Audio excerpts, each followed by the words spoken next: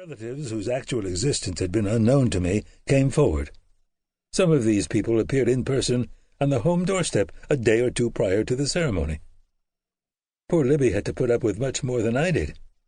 I had the very acceptable excuse of being engaged in a war and leaned on that as justification for my spare and tardy participation in the chaotic attempts to exercise even a modicum of control over preparations. I left for Monroe charged with the sole responsibility of keeping the dress uniform Libby had asked me to wear unwrinkled and in my possession. My only other obligations were to plan our getaway, which I had done, and arrive punctually at the scene of our vow-taking. There was little time to assemble any kind of military contingent, but I did succeed in bringing along my adjutant, who was also a Monroe man, Captain Jacob Green. He was companionable and efficient as always, providing what was needed and retiring to the rear of the train at every opportunity to practice melancholy tunes on his flute, thus leaving me to contemplate what lay ahead. I contemplated mightily, for I have never been as excited as I was then. As it must be with all grooms, I envisioned every detail of what was to come, but could never imagine what was actually about to happen. We arrived in Monroe late on the evening of February 8th, 1864. The platform was brightly lit and thronged with people whom we quickly learned were there in anticipation of my arrival. I'd experienced crowds to some degree, and I would be lying if I said I did not enjoy being at the center of attention.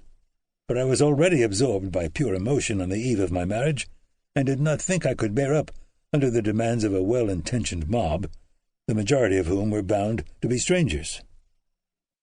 A sympathetic porter showed me and Captain Green out a door on the other side of the train, and we slunk into the night, like the fugitives we were, dragging our baggage behind us. The following 24 hours are still opaque in my memory. They play out in recall as colorful fragments, a narcotic-like adventure of sight and sound.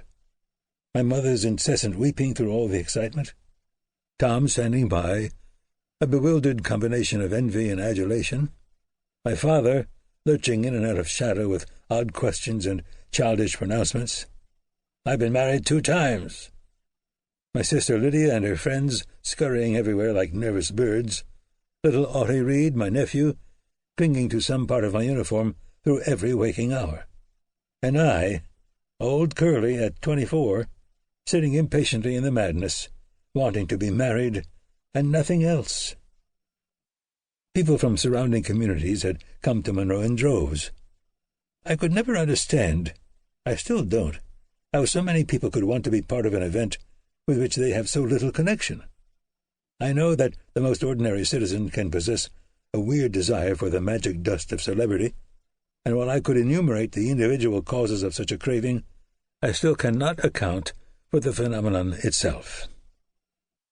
Because the town was swollen with strangers, I found myself reluctant to appear in public. But on the afternoon of the wedding, when I could stand being shut up in the house no more, Tom hitched a team to a small buggy, and we went for a long ride, I hiding under a blanket until we reached the outskirts of town.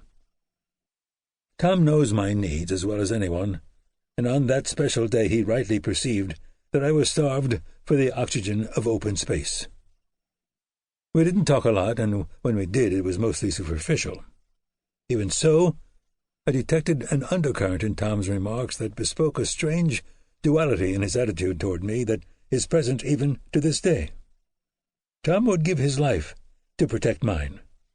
He would do this unconditionally. At the same time, he is convinced that I am somehow the lucky brother, the one whose star shines brightest, the one who cannot be bested. This attitude seems composed in equal parts of love and hate. His love has dominated the hate, but the presence of both emotions in one mind has always made for a confusion that saddens me. Typically, in reference to the marriage that evening, he said, "You always get the prettiest and smartest, Audie. I don't know how you do it." I felt so much for my brother at that moment, but there was nothing I could do for him. "I don't know either, Tom," was the best reply I could make.